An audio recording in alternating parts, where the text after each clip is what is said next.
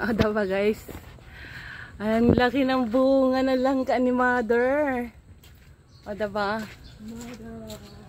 Papahinugin niya daw. Dito sa puno. Ayan po, ang laki ng langkay. Ang langka ni mother. Sobrang laki.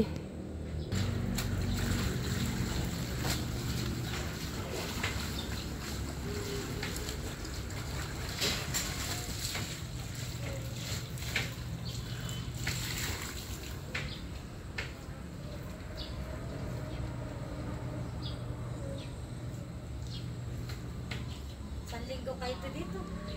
2 linggo.